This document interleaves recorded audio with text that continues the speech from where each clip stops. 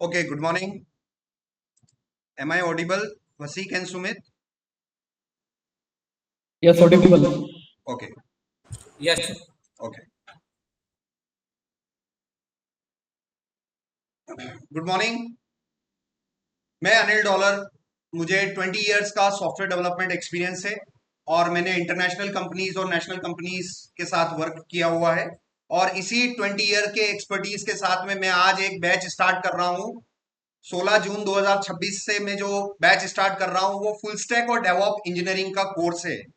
ये कोर्स जो है लगभग 12 मंथ्स का कोर्स मैंने डिजाइन किया हुआ है। तो जिन भी बच्चों को एनरोल इस कोर्स में करना है तो आप इस नंबर पे मुझसे कांटेक्ट कर सकते हैं। क्लासेस जो हैं वो both online and offline available है। ऑनलाइन क्लासेस गूगल मीट के द्वारा और यूट्यूब के द्वारा आपको मिलेगी। अब हम स्टार्ट करते हैं।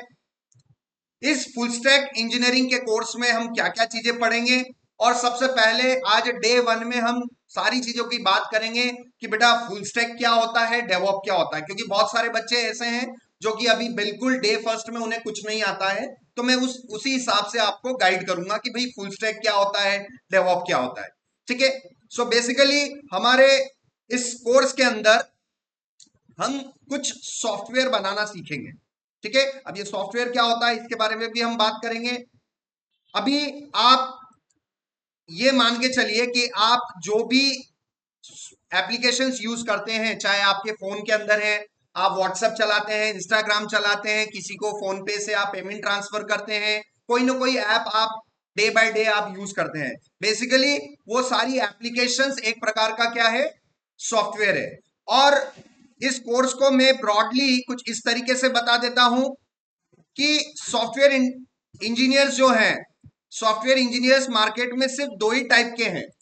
एक सॉफ्टवेयर इंजीनियर जो सॉफ्टवेयर को क्रिएट करता है, जो सॉफ्टवेयर को बिल्ड करता है, क्रिएट करता है, सॉफ्टवेयर को जो बनाते हैं, एक वो टाइप के इंजीनियर्स होते हैं। और एक बने हुए सॉफ्टवेयर को क्या करते हैं, मेंटेन करते हैं। ठीक है ना। तो मार्केट में दो ही टाइप के इंजीनियर्स हैं।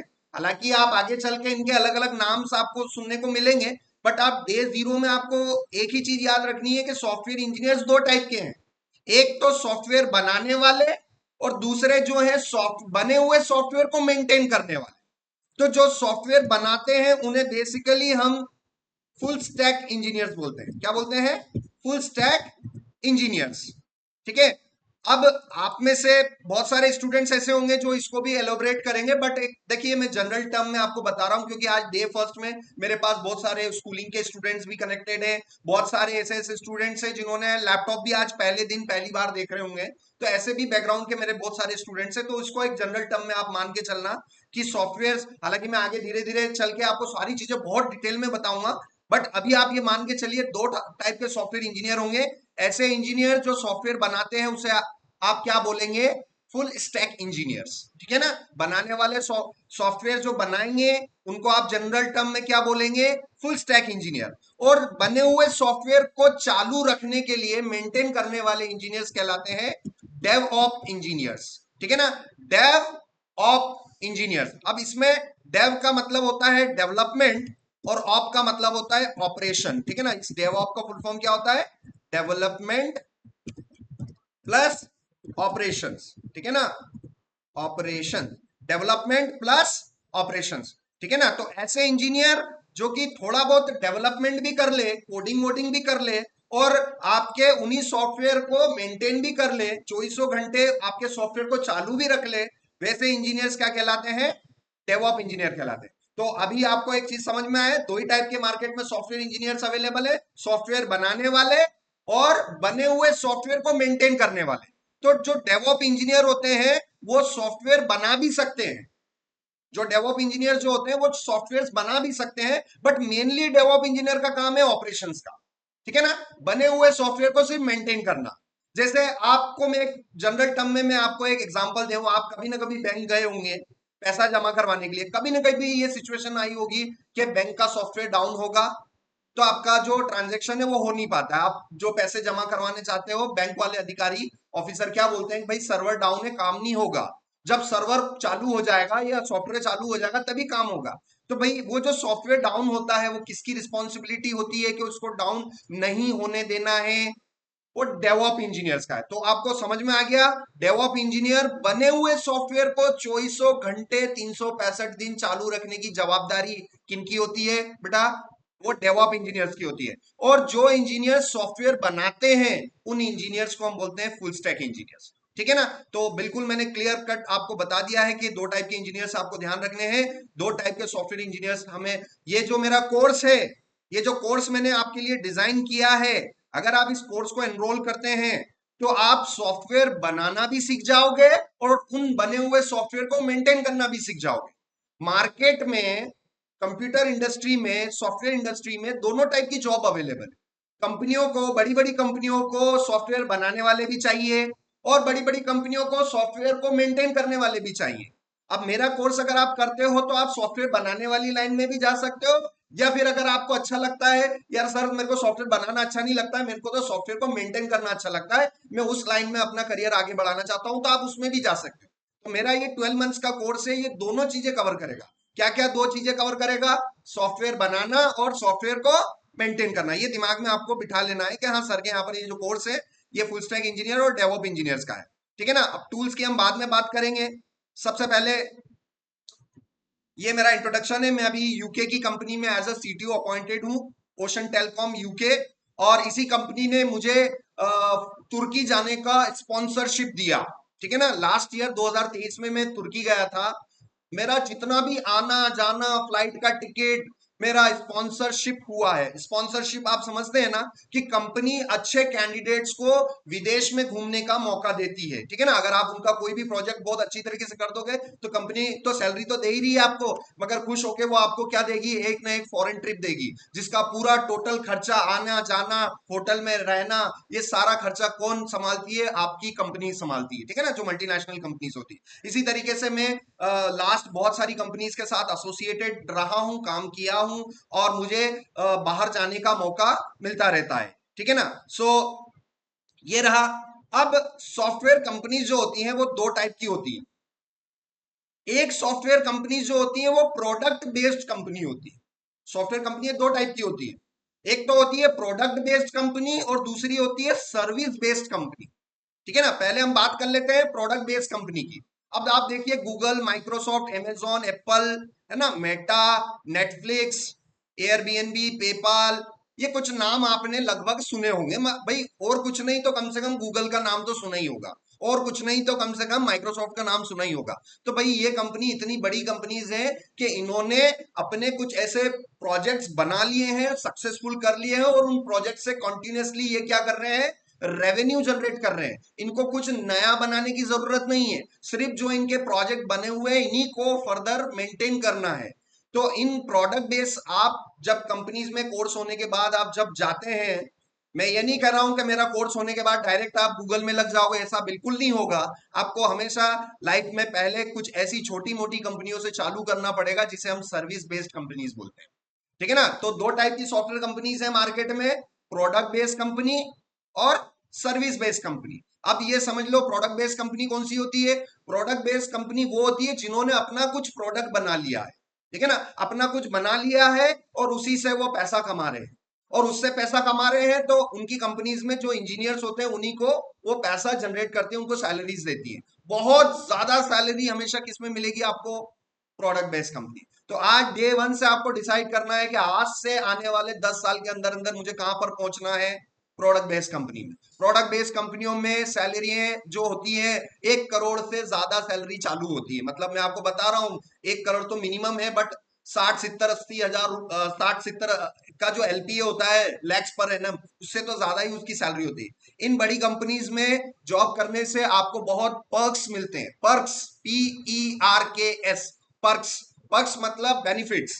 ठीक है ना? इन बड़ी बड़ी कंपनियों में काम करोगे तो आपको सैलरी के अलावा क्या मिलते हैं? पर्क्स मिलते हैं। आपको हेल्थ बेनिफिट्स मिलेंगे, आपके पेरेंट्स के लिए बेनिफिट्स मिलेंगे, आपको स्टॉक्स मिलेंगे। इन कंपनी जो होती है ना, ये सेंसेक्स में रजिस्टर्ड होती है।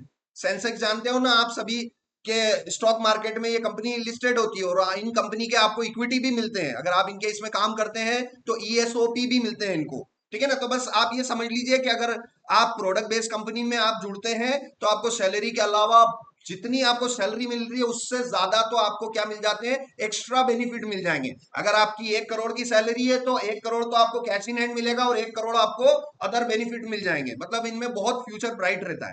ठीक है ना। अब सर्विस बेस्ड कंपनी की बात कर लेते हैं। अब ये सर्विस बेस्ड कंपनी क्या है? ये सर्विस बेस्ड कंपनी ऐसी कंपनीज होती है जो किसी और के लिए सॉफ्टवेयर बनाती है।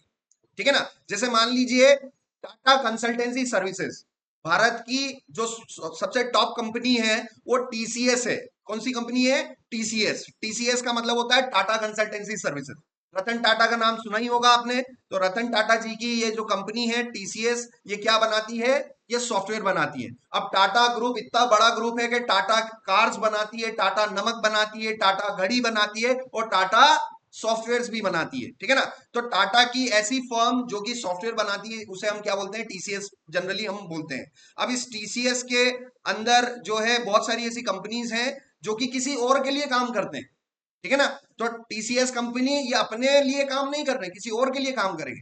जैसे टीसीएस कंपनी ने किसी फॉरेन कंपनी का या फॉरेन गवर्नमेंट का कोई प्रोजेक्ट ले लिया। मान लो इन्होंने इंग्लैंड की गवर्नमेंट का कोई प्रोजेक्ट ले लिया या इंग्लैंड की किसी बैंक का सॉफ्टवेयर बनाने की रिस्पॉन्सिबिलिटी ले ली, तो उनको कॉन्ट्रैक्ट होता है इन कंपनीज का, करोड़ों अरबों रुपए में कॉन्ट्रैक्ट होता है ना। जैसे यूनाइटेड किंगडम, इंग्लैंड का जो बैंक है वो इनसे टाइप करेगा, टीसीएस से टाइप करेगा। और एक टाइप भी है ना, कोई छोटा मोटा टाइप नहीं होता है, करोड़ों में होता है, अरबों में होता है कि हम आपको 100 करोड़ देंगे और हमारे लिए आप क्या बना दो? बैंकिंग का सॉफ्टवेयर बना दो। आप क्यों बना सकते हो? टीसीएस वाले क्यों बना सकते हैं? क्योंकि टीसीएस के अंदर कितने सॉफ्टवेयर इंजीनियर्स हैं? हजारों सॉफ्टवेयर इंजीनियर्स हायर करती है टीसीएस, है ना। हजारों सॉफ्टवेयर इंजीनियर्स हर साल हायर करती हैं। ठीक है ना। तो हमारा बेसिकली ये कोर्स करने के बाद ऑब्जेक्टिव यही होगा कि हम बेसिकली सबसे पहले अपनी लाइफ की शुरुआत कहां से करें? इनमें से किसी न किसी एक सर्विस बेस्ड कंपनी पे काम करें। तो दो टाइप की सॉफ्टवेयर कंपनी हो गई। कौन कौन सी हो गई? प्रोडक्ट बेस्ड और सर्विस बेस्ड। प्रोडक्ट बेस्ड वो कंपनी जिन्होंने अपना खुद का प्रोडक्ट बना रखा है, और सर्विस बेस्ड कंपनी ये अपने लिए काम नहीं करते हैं, ये किसी और के लिए काम करते हैं, चाहे वो गवर्नमेंट हो, चाहे वो बैंक हो। और इनके जो क्लाइंट होते हैं वो कोई छोटे मोटे क्लाइंट्स नहीं होते हैं, वो बहुत बड़े क्लाइंट्स होते हैं। वो गवर्नमेंट्स होती हैं, कुछ ना कुछ बैंक्स होती हैं। उनके लिए कुछ इंफ्रास्ट्रक्चर अगर बनाना हो, कुछ सॉफ्टवेयर बढ़ाने हो, तो उनके लिए डीलिंग भी है ना करोड़ों अरबों रुपए में होती है, डॉलर्स में होती है। ठीक है ना। तो भारत की सबसे बड़ी company TCS, Infosys, Wipro, Tech Mahindra, Genpact, Birla soft में मेरा स्टूडेंट अवेलेबल है। ठीक है ना। प्रियांश जोशी मेरा स्टूडेंट अवेलेबल है 2017 की बैच का। और टीसीएस में अभी 12 दिन पहले ही देवानंद ने ज्वाइन किया है। मैं सारी डिटेल्स आपको बताऊंगा। तो ये सारी चीजें आपको पता होना चाहिए। ठीक है। यहाँ पर एक शीट और मैंने बना रखी है। अब बात करते हैं कि ये जो पीपीटी मैं आपको बना रहा हूं, ये जो पीपीटी मैं आपको बता रहा हूं, इस पीपीटी का लिंक आपको कहां मिलेगा? सबसे पहले आप पीपीटी का जो लिंक है, मैं व्हाट्सएप ग्रुप में, आप सभी मुझसे जुड़ जाइए। और इस व्हाट्सएप ग्रुप के डिस्क्रिप्शन में, इस व्हाट्सएप ग्रुप के डिस्क्रिप्शन में आपको दो चीजें मैं आपको प्रोवाइड कर रहा हूं अभी, है ना। तो किसी को भी अगर गूगल मीट का लिंक चाहिए, डेली की जो क्लास हो रही है 8 से 10 बजे की जो भी क्लास हो रही है, अगर गूगल मीट का लिंक आपको नहीं मिल रहा है तो आपको कहाँ जाके मिल जाएगा? आपको अपने अपने कोचिंग ग्रुप के डिस्क्रिप्शन बॉक्स में मिल जाएगा और साथ साथ में इस पीपीटी का लिंक भी आपको मिल जाएगा। ठीक है बेटा। तो ये पीपीटी का हमारे पास लिंक है बेसिकली। अब मैं यहाँ पर जाता हूँ। ये हमारा जो कोर्स है इसका सिलेबस मैंने यहाँ डिजाइन किया हुआ है और इसी का लिंक मैंने पीपीटी के अंदर दे रखा है। तो आप सभी इस सिलेबस को आप देख लीजिएगा। ये कंप्लीट हमारा रोड मैप है। इसके अंदर इंडस्ट्री में यूज होने वाली लगभग सारी चीजें मैंने आपको बता रखी हैं। ठीक है। अब हमें क्या करना है वो चीज आप देख लेना। आपने समझ लिया टाइप ऑफ सॉफ्टवेयर इंजीनियर्स, कितने टाइप के सॉफ्टवेयर इंजीनियर्स होते हैं ये आपने समझ लिया। अब हमें सबसे पहले आज डे 1 पे हमें क्या करना है वो मैं आपको बता देता हूं। ठीक है ना। सबसे पहले हम टूल्स की बात करते हैं कि भाई ऐसे कौन कौन से टूल्स है जो आपको शुरुआत करनी पड़ेगी। ठीक है ना। टूल्स, कौन कौन से टूल्स? अब लड़ाई के लिए जा रहे हो भैया, वेपन्स तो होने चाहिए। बगैर वेपन्स के लड़ाई जीत जाओगे क्या? नहीं जीतेंगे। बिल्कुल हमारे पास वेपन्स होने चाहिए। उसी प्रकार से अगर सॉफ्टवेयर इंजीनियर आपको बनना है तो आपको टूल्स की जानकारी होनी चाहिए कि ऐसे कौन कौन से टूल्स हैं जो हमें यूज करने हैं। तो सबसे पहले तो आपके पास अपना खुद का एक पर्सनल लैपटॉप होगा। जो कि ये हमारा क्या है, एक हार्डवेयर है, ठीक है ना, HW, ठीक है ना। लैपटॉप क्या है आपका, हार्डवेयर है। तो आपके पास एक अच्छा डेडिकेटेड लैपटॉप हो तो आपके लिए बहुत बेनिफिट रहेगा। उसके बाद हम सॉफ्टवेयर की बात करें तो हमारे इस पूरे कोर्स में आपके पास ब्राउजर होना चाहिए। ब्राउजर ब्राउजर आप सभी जानते होंगे या आपने नाम नहीं सुना हो तो मैं बता दूं, गूगल क्रोम जो आप यूज करते हो, ऐसे किसी भी सॉफ्टवेयर से जिससे आप वेबसाइट खोल रहे हो उसे हम बोलते हैं ब्राउजर। सो आपने नाम सुना होगा क्रोम का, आपने नाम सुना होगा फायरफॉक्स का, आपने नाम सुना होगा सफारी का, ठीक है ना। तो ये सारे जो है, Chrome, Google Chrome, Mozilla Firefox, Apple safari, अब मैं पूरा नाम लिख देता हूं, Google Chrome, Mozilla Mozilla Firefox, Apple safari. तो देखो, गूगल ने एक सॉफ्टवेयर बनाया जिसका नाम है क्रोम। अब गूगल ने कोई एक सॉफ्टवेयर नहीं बनाया, गूगल ने हजारों सॉफ्टवेयर बना रखे हैं, उसमें से एक सॉफ्टवेयर क्या नाम है उसका, क्रोम, जिसे हम बोलते हैं ब्राउजर। और ब्राउजर वो सॉफ्टवेयर है जिससे आप वेबसाइट खोलते हो, ठीक है ना। आपके फोन के अंदर अगर ओपेरा है या गूगल क्रोम है तो वो सारे, उसको आज के बाद क्या बोलोगे आप, उसको क्रोम नहीं बोलोगे, ब्राउजर बोलोगे। बेसिकली क्रोम ब्राउजर हमें ओपन करना है। सो मोजिला फायरफॉक्स गूगल कंपनी है और क्रोम उसका सॉफ्टवेयर, उसका प्रोडक्ट है। आप सॉफ्टवेयर भी नहीं बोलेंगे, प्रोडक्ट बोलेंगे, ठीक है ना। मोजिला एक कंपनी है, उसका सॉफ्टवेयर क्या है, फायरफॉक्स। एप्पल एक कंपनी है, उसका एक सॉफ्टवेयर है सफारी, ठीक है ना। सो हमें सबसे पहले किसकी जरूरत होगी, हमें ब्राउजर की जरूरत होगी। साथ साथ में हमें आगे बढ़ने के लिए ईमेल एड्रेस होना चाहिए। आप सभी के पास अपना ईमेल एड्रेस होना चाहिए। अब डे फर्स्ट है। अब बहुत सारे बच्चों को लगेगा कि यार सर क्या बेसिक बता रहे हैं, बट ये बहुत सारे बच्चे मेरे पास नए नए जुड़े हुए हैं, तो मेरा ये दायित्व बनता है कि आप सभी को मैं टूल्स के बारे में अवेयर करवा दूं कि भाई ये चीजें आपके पास होनी चाहिए। सबसे पहले आपके पास अपना लैपटॉप होना चाहिए। दूसरा, लैपटॉप के अंदर क्या होना चाहिए, ब्राउजर होना चाहिए।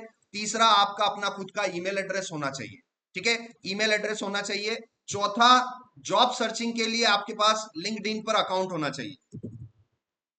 लिंक्डइन पर अकाउंट आप साइन अप कर लेना, ठीक है ना। तो लिंक्डइन पर आप अपना अकाउंट साइन अप कर लेना। तो ईमेल एड्रेस आपको पता ही है कि ईमेल एड्रेस इस तरीके से होता है @gmail.com। तो आप सभी को अपना क्या बनाना है, आज एक ईमेल एड्रेस बनाना है। दूसरा, ये लिंक्डइन क्या होता है, लिंक्डइन में के बारे में भी मैं आपको बता देता हूं। लिंक्डइन बेसिकली एक वेबसाइट है और ये सोशल नेटवर्किंग वेबसाइट की तरह नहीं है, ये है प्रोफेशनल नेटवर्किंग वेबसाइट।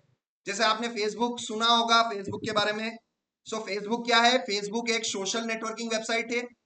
फेसबुक को हर कोई यूज करता है ना। मगर लिंक्डइन को कौन यूज करते हैं, सिर्फ इंडस्ट्री में जो लोग जुड़े हुए हैं, सॉफ्टवेयर कंपनी से जो लोग जुड़े हुए हैं, बड़ी बड़ी पोस्ट पे काम कर रहे हैं, किसी न किसी कंपनी में काम कर रहे हैं, वहां पर उन कंपनीज में कोई पोस्ट निकल रही है, किसी के कोई थॉट्स हैं, कोई नई टेक्नोलॉजी आई है, ऐसा सारा डिस्कशन यहां पर होता है, ठीक है ना। अगर आपको टाइम वेस्ट करना है तो किधर जाओगे, फेसबुक पे। और टाइम को इन्वेस्ट करना है, कुछ स्किल्स बिल्डअप करनी है, करियर अपॉर्चुनिटीज के बारे में देखना है, कौन कौन सी जॉब्स निकल रही है मार्केट में, तो आपको किधर अपना टाइम इन्वेस्ट करना चाहिए, लिंक्डइन पर करना चाहिए। अब आप सभी इस लिंक्डइन पर अपना अकाउंट एक बना लेना, और आई होप एटलीस्ट अकाउंट बनाना तो आप सीख ही जाओगे और आपको आना भी चाहिए, ठीक है ना।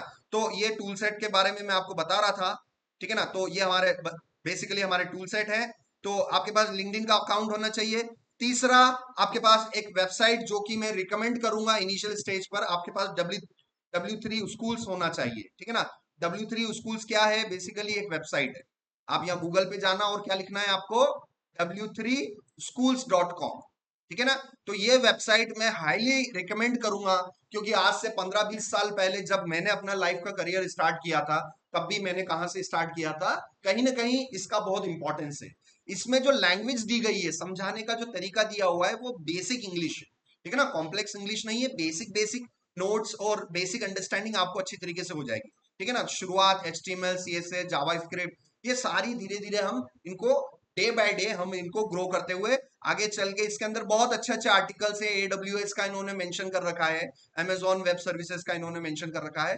तो बहुत बेसिक से लेके बहुत एडवांस तक के सारे नोट्स या ट्यूटोरियल्स आपको कहाँ मिल जाएंगे, कौन सी वेबसाइट पर मिल जाएंगे, W3 स्कूल्स पर मिल जाएंगे।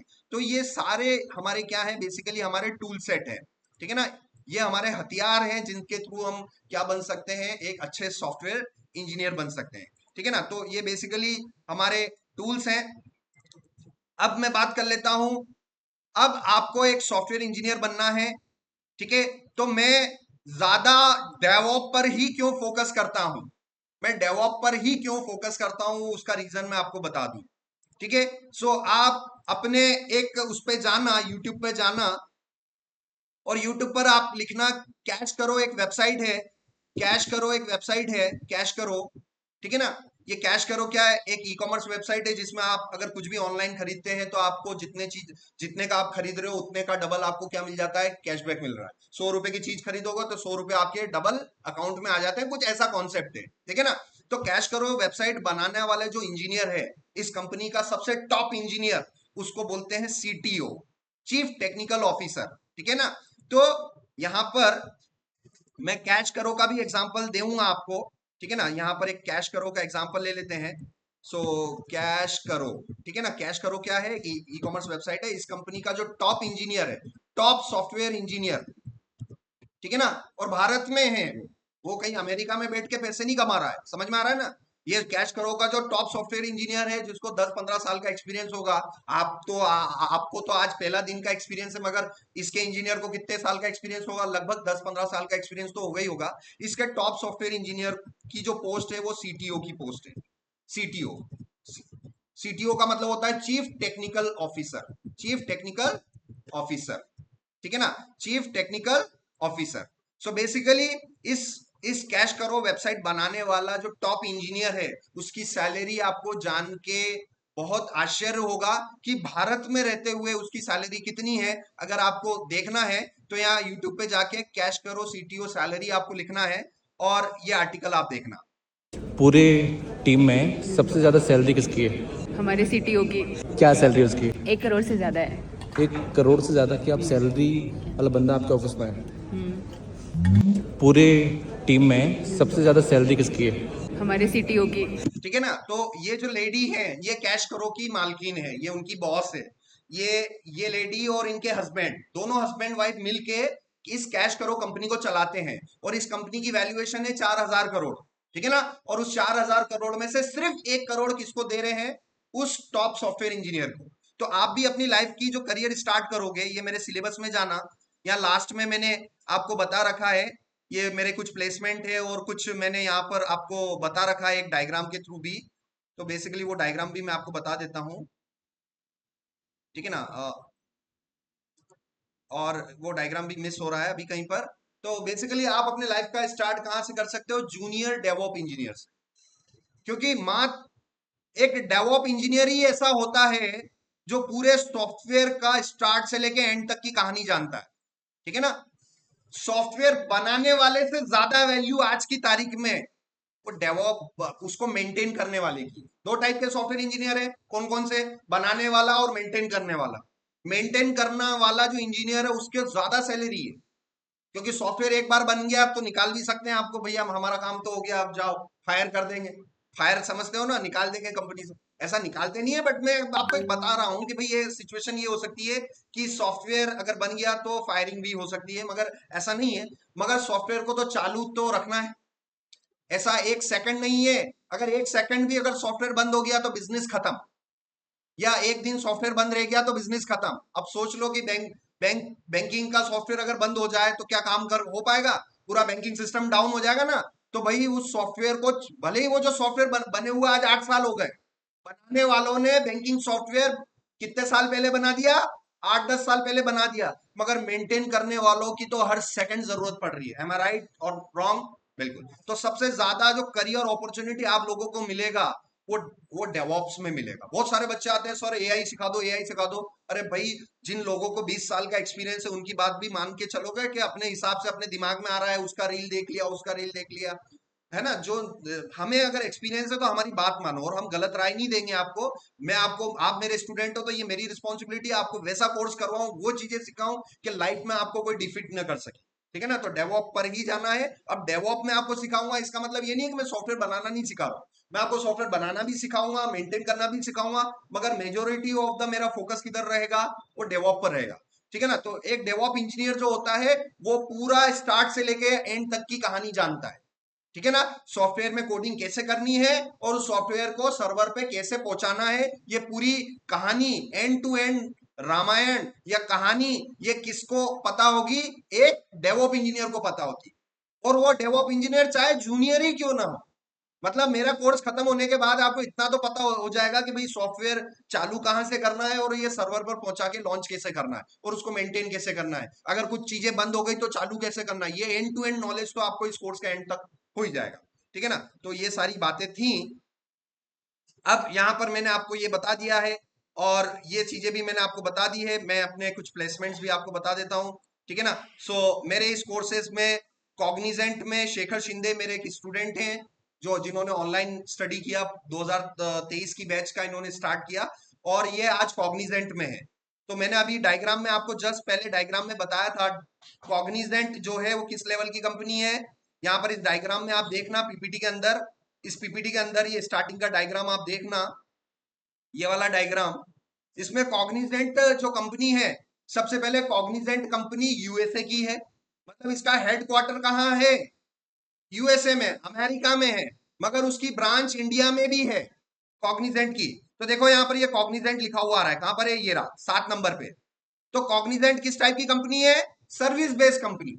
इसका मतलब कॉग्निजेंट अपने लिए काम करती है कि दूसरों के लिए काम करती है, दूसरों के लिए काम करती है, और दूसरों के लिए काम करती है तो करोड़ों अरबों रुपए चार्ज करती है, ठीक है ना। तो कॉग्निजेंट यूएसए की कंपनी है, टीसीएस इंडिया की कंपनी है, ठीक है ना। और ये मल्टीनेशनल कंपनी है, एमएनसी, मल्टीनेशनल कंपनीज, ठीक है ना।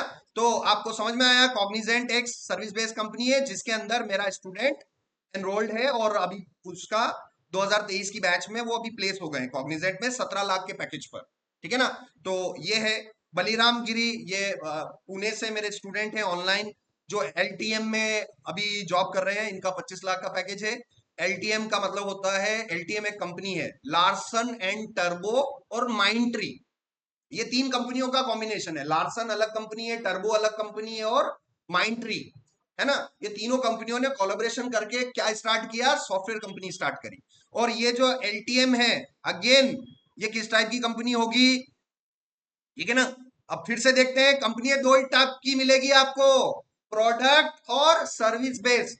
प्रोडक्ट वाली कंपनी है, दूसरों के लिए काम करती है कि अपने लिए काम करती है, अपने लिए। जैसे गूगल, गूगल किस टाइप की कंपनी है, प्रोडक्ट बेस्ड कंपनी है। गूगल किसी और के लिए काम करती है कि अपने लिए काम करती है, अपने लिए काम करती है। तो भाई जो कंपनी अपने लिए काम करती है उसे प्रोडक्ट बेस्ड कंपनी बोलते हैं, और उन जो कंपनी अपने लिए काम करती है उनके पास पैसे की कमी नहीं रहती है, वो खूब भयंकर सैलरी देते हैं। और सर्विस बेस्ड कंपनी ये क्लाइंट के लिए काम करते हैं, ठीक है ना। सो यहाँ पर आप देखिए मैं किसकी बात कर रहा था, एलटीएम की बात कर रहा था। ये देखो एलटीआई माइंट्री, ये लिखा हुआ है 90 नंबर पे, एलटीआई माइंट्री, ये इसी का शॉर्ट अभी नया लोगो बन गया है एलटीएम।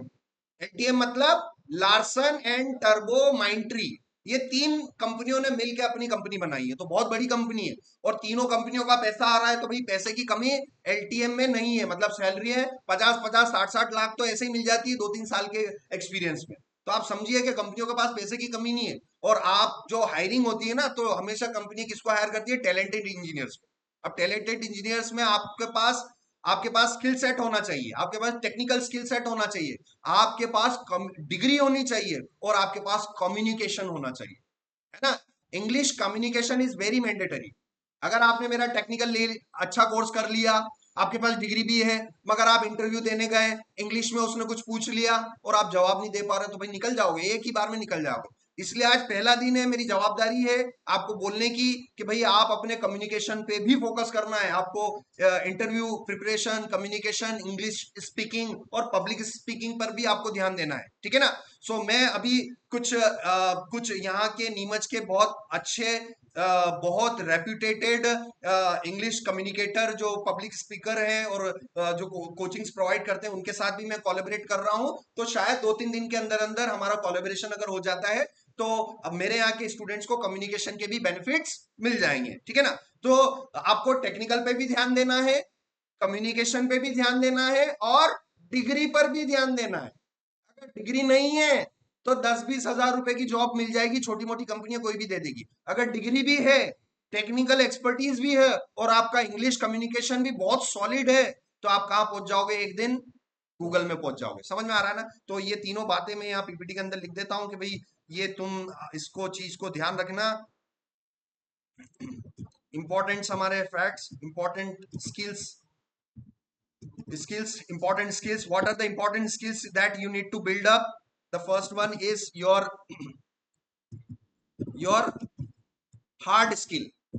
हार्ड स्किल मतलब जो मैं सिखा रहा हूं, जो मैं आपको कोडिंग वोडिंग सिखाऊंगा, सब कुछ सिखाऊंगा, मैं आपको किस टाइप की स्किल सेट प्रिपेयर कर रहा हूं? आपकी टेक स्किल, हार्ड स्किल, ठीक है ना? एक स्किल होता है सॉफ्ट स्किल, सॉफ्ट स्किल, ठीक है ना? सॉफ्ट स्किल मतलब कम्युनिकेशन, आप बातचीत, आप इंग्लिश, ठीक है ना, स्पीकिंग, ठीक है ना? तो ये सारी चीजें, ये सॉफ्ट स्किल है। और तीसरा, आपके पास आगे पहुंचने के लिए लाइफ में आपके पास डिग्री होनी चाहिए, और वो भी डिग्री बीए वाला नहीं, बीए डिग्री नहीं, या बीबीए नहीं, या मास्टर ऑफ बिजनेस एप्लीकेशन नहीं, डिग्री चाहिए भाई वो भी कौन सी? कंप्यूटर साइंस वाली। डिग्री कौन सी चाहिए? बीएससी सीएस, ठीक है ना, बीएससी सीएस, या फिर आपको चाहिए बीसीए, या फिर आपको चाहिए एमएससी सीएस, एमएससी सीएस, या फिर आपको चाहिए एमसीए, या फिर आपको चाहिए बीटेक।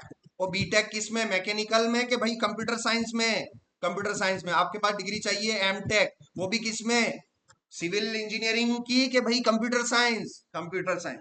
तो ये जितनी डिग्री मैंने आपको मेंशन कर रखी है, 12वीं के बाद आपको इनमें से किसी एक स्किल सेट या एक डिग्री पर काम करना है। अगर लाइफ में आपने अगर बड़े सपने देख रखे हैं, या तो सर्विस बेस्ड कंपनी या फिर प्रोडक्ट बेस्ड कंपनी, इन कंपनीज में पहुंचने के लिए भाई आपको ये 3 इंपॉर्टेंट स्किल सेट पर फोकस करना पड़ेगा, ठीक है ना? और मेरी जो रिस्पॉन्सिबिलिटी है, अनिल डॉलर की रिस्पॉन्सिबिलिटी है, वो किस टाइप की स्किल सेट प्रिपेयर करने की है?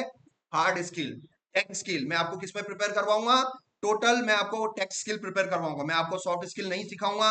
मैं कोई यूनिवर्सिटी नहीं चला रहा हूं कि मैं आपको क्या दे दूं? डिग्री दे दूं। बेटा ये इसकी पूरा आपकी रिस्पॉन्सिबिलिटी है कि आप अपने इन स्किल सेट पर आपको काम करना है, ठीक है ना? ये सारी चीजें मैंने मेंशन कर दी है, ठीक है? अब हम बात करते हैं लाइनेक्स की। अब लाइनेक्स क्या है, उससे पहले आपको चीजें समझनी पड़ेगी, अपनी कुछ बेसिक फंडामेंटल आपको समझने पड़ेंगे। पहले आपको सॉफ्टवेयर समझना पड़ेगा।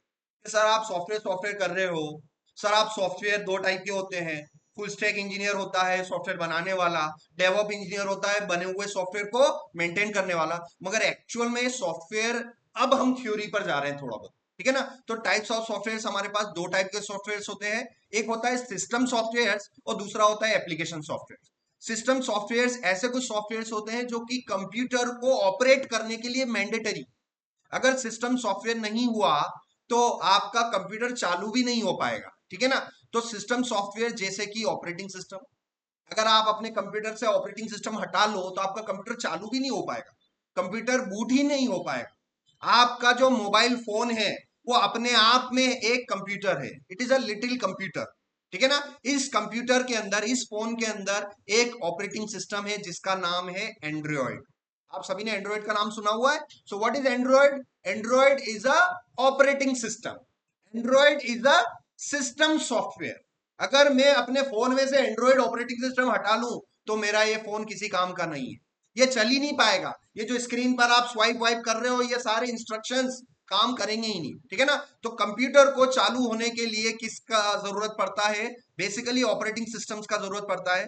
पॉपुलर ऑपरेटिंग सिस्टम कौन कौन से मार्केट में अवेलेबल है? मोबाइल फोन के अंदर चलने वाला कौन सा ऑपरेटिंग सिस्टम?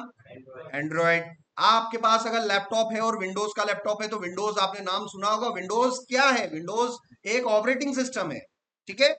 और लाइनेक्स और यहां पर मैकिंटोश, ठीक है ना? तो ये सारे ऑपरेटिंग सिस्टम्स यहां पर मार्केट में अवेलेबल है, ठीक है ना? तो हमारा जो पूरा, आपकी पूरी लाइफ जिस ऑपरेटिंग सिस्टम पे आप बिताओगे एज अ सॉफ्टवेयर इंजीनियर, वो होने वाला है, आपकी लाइफ चेंज होने वाली है किस ओएस को स्टडी करके? लाइनेक्स ऑपरेटिंग सिस्टम को आपको स्टडी करना है। अब इसका रीजन क्या है? सर लाइनेक्स ही आप क्यों पढ़ा रहे हो? आप पढ़ाने को तो सर आप ये भी पढ़ा देते सर, आप है ना विंडोज भी पढ़ा देते सर, आप मैकओएस भी पढ़ा दो, मगर मैं लाइनेक्स पे ही क्यों फोकस कर रहा हूं? ठीक है ना? तो लाइनेक्स पे फोकस करने के बहुत सारे रीजन है। पूरी दुनिया भर में जितने भी वेबसाइट्स या एप्लीकेशंस बनी हुई हैं, 95% वो जो वेबसाइट्स हैं वो किस ओएस पे काम कर रही हैं? वो लाइनेक्स पे काम कर रही है। ठीक है ना, ये दिमाग में बिठा लेना। और सबसे बड़ा चीज, Linux operating system completely free of cost है। इसको यूज करने का, इंस्टॉल करने का 1 रुपया भी किसी को देने की जरूरत नहीं है। माइक्रोसॉफ्ट की अगर हम बात करें, विंडोज की बात करें, ये फ्री नहीं है भाई, लाइसेंस लेना पड़ेगा। अगर हमारे कोचिंग पर अगर माइक्रोसॉफ्ट के लाइसेंस चल रहे हैं तो माइक्रोसॉफ्ट वाले कभी भी आके छापा मार सकते हैं। ठीक है ना, फटाफट लैपटॉप जब्त करके लेके जा सकते हैं, क्योंकि इनको इंस्टॉल करने के लिए क्या करना पड़ेगा? लाइसेंस लेना पड़ेगा। लाइसेंस कब मिलता है? जब आप पैसा दोगे। किसको? माइक्रोसॉफ्ट को। किसको? बिल गेट्स को। पता है ना? तो भाई पूरी दुनिया भर में, चाहे कंपनी प्रोडक्ट बेस्ड कंपनी हो या फिर सर्विस बेस्ड कंपनी है, सबकी पहली चॉइस क्या है? ऐसा ओएस मिले जिसमें हमें सालों का करोड़ों रुपया पैसा ना देना पड़ जाए, वो फ्री ऑफ कॉस्ट हो, और उससे भी ज्यादा इंपॉर्टेंट है सिक्योर। ठीक है ना, सिक्योरिटी 1 नंबर चाहिए। भले पैसा लग जाए कोई दिक्कत नहीं, मगर सबसे पहले नंबर पे कंपनियों को क्या चाहिए? सिक्योरिटी। के उनके द्वारा ओएस ऐसा होना चाहिए सिक्योर जो कभी हैक ना हो सके। सो लाइनेक्स की security one of the top है। अगर आप नासा ले लो, ठीक है ना, आप कोई सी भी बड़ी बड़ी ऑर्गेनाइजेशंस ले लो जो सुपर कंप्यूटर्स बनाते हैं, नासा ले लो, सीडेक ले लो, सब जगह, गूगल ले लो, माइक्रोसॉफ्ट ले लो, अमेजोन ले लो, आज से 15 साल बाद आप मुझे गूगल में मिलेंगे, माइक्रोसॉफ्ट में मिलेंगे, किसी न किसी कंपनी में मिलेंगे, वहां पर जो सॉफ्टवेयर चल रहे हैं वो सॉफ्टवेयर किस ओएस पे चल रहे होंगे? 100% लिख के रख लेना, वो किस पे चल रहे होंगे? लाइनेक्स पे ही चल रहे होंगे। इसलिए मेरा पहले दिन से मेरा फोकस किस पे रहेगा? कौन सा ओएस सिखाने पर? वो रहेगा लाइनेक्स सिखाने पर। ठीक है ना, सो लाइनेक्स ऑपरेटिंग सिस्टम जो है, हम इसको स्टडी करेंगे। इसके क्या क्या बेनिफिट्स है? सबसे बड़ा बेनिफिट है सिक्योर। ये बहुत सिक्योर है, लाइनेक्स ऑपरेटिंग सिस्टम को हैक नहीं किया जा सकता है, और लाइनेक्स ऑपरेटिंग सिस्टम पे पड़ी हुई एप्लीकेशंस भी सिक्योर होंगी बाय डिफॉल्ट। दूसरा, इसका सबसे इंपॉर्टेंट क्या है कि ये ओपन सोर्स है, फ्री है। इस लाइनेक्स ऑपरेटिंग सिस्टम की क्या क्या कोडिंग है, ये कैसे बना, उसके कोड को मैं भी पढ़ सकता हूं, आप भी पढ़ सकते हो, आप भी पढ़ सकते हो। और आपको लगता है कि इस लाइनेक्स को मैं कुछ और इंप्रूव कर सकता हूं, तो उसमें भी आप कंट्रीब्यूट कर सकते हो। So this is the biggest advantage of Linux operating system. It is open source, anyone can do the changes, और आपके चेंजेस अगर इनको कम्युनिटी को पसंद आते हैं कि आप लाइनेक्स में ये फीचर डालना चाहते हो, और वो कम्युनिटी अगर रिकॉग्नाइज कर लेती, तो आपकी फीचर लाइनेक्स में आ भी जाएंगी।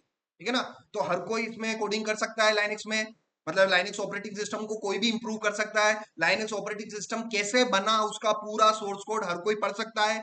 ये ज्यादा सिक्योर है, और इसको, इस पे काम करने के लिए किसी को भी पैसा नहीं देना है। ठीक है ना, अब लाइनेक्स को किसने बनाया? Who wrote the first Linux kernel? अब ये कर्नल क्या होता है मैं आगे चल के बताऊंगा, बट यूं समझ लो कि भाई लाइनेक्स ऑपरेटिंग सिस्टम बनाया किसने? ऑटोमेटिक बन गया कि भाई किसी न किसी आदमी ने बनाया होगा, किसी न किसी पर्सन ने, लेडी ने बनाया होगा, भाई किसी न किसी ने तो बनाया होगा। उस पर्सन का नाम है Linus Torvald. So Linus Torvald was the person who created which operating system?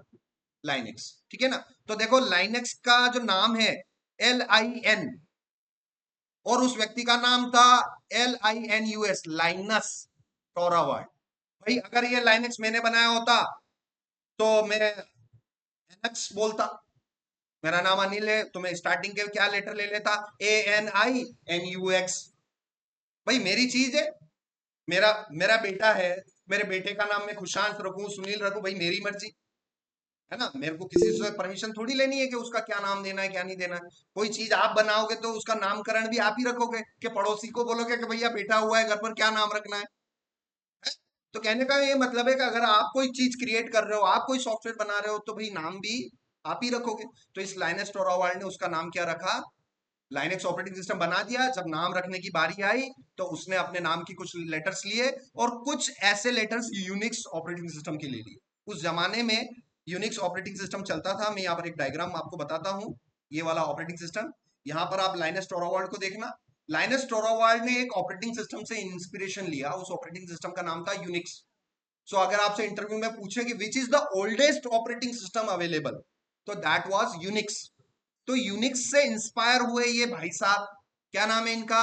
Lines टोरावाल्ड। Unix की बहुत सारी चीजें इनको पसंद आ गई, और यूनिक्स थोड़ा कॉम्प्लेक्स था, थोड़ा पेड था, तो उसने क्या सोचा, अरे यार मैं कुछ ऐसा बनाता हूँ जिससे ये यूनिक्स की सारी चीजें मैं अपने इसमें डाल भी देता हूँ और इसको फ्री भी कर देता हूँ। भाई यूनिक्स को यूज करने के लिए पैसा देना पड़ रहा है, बहुत ज्यादा कॉम्प्लेक्स है, उसी को मैं क्या कर दूं, फ्री कर दूं। वो सारी चीजें जो यूनिक्स कर रहा है वो मेरे वाले ऑपरेटिंग सिस्टम में काम करे, और वो भी फ्री और वो भी इजी। तो लाइनस टोरावाल्ड ने इंस्पिरेशन किससे लिया, कौन से ऑपरेटिंग सिस्टम से? यूनिक्स। तो इंटरव्यू में आपसे पूछे कि which one is the oldest operating system, that is Unix. और आप बोल सकते हो कि भाई लाइनेक्स जो ऑपरेटिंग सिस्टम है इंस्पायर्ड किससे हुआ है, वो यूनिक्स से इंस्पायर्ड हो। या आप ये भी बोल सकते हो Unix is the grandfather of all operating system today. ठीक है ना? लाइनेक्स का ग्रैंडफादर कौन? यूनिक्स। अगर यहां पर आप देखें एंड्रॉइड दिख रहा है, एंड्रॉइड किससे इंस्पायर्ड हुआ? लाइनेक्स से। और लाइनेक्स किससे इंस्पायर्ड हुआ? यूनिक्स से। तो आप ये समझ लीजिए कि ये आपके फोन के अंदर एंड्रॉइड है, मतलब कौन सा ऑपरेटिंग सिस्टम है? क्या इसके अंदर लाइनेक्स ऑपरेटिंग सिस्टम है? अगर मैं ये बात बोलूं तो क्या मैं सही हूं? बिल्कुल सही हूं सर, इसके अंदर लाइनेक्स है। और इसके अंदर लाइनेक्स है मतलब इसके अंदर यूनिक्स भी है, तो वो सारे फीचर आपको मिल जाएंगे बेसिकली। ठीक है ना? तो अलग अलग हमारे लाइनेक्स के वेरिएशंस अवेलेबल है मार्केट में, इन सब के बारे में हम धीरे धीरे स्टडी करेंगे। और ये बात थी, अब आपको जो है यूनिक्स ऑपरेटिंग सिस्टम, अब हम धीरे धीरे इन ऑपरेटिंग सिस्टम पे आगे बढ़ेंगे। और आज के लिए लेक्चर इतना ही काफी है, और नेक्स्ट डे हम धीरे धीरे इसको आगे बढ़ाएंगे और इसमें डीप डाइव करते चलेंगे। ठीक है ना? और कल मॉर्निंग 8 o'clock से आपको रेगुलर रहना है, टाइम पर आना है।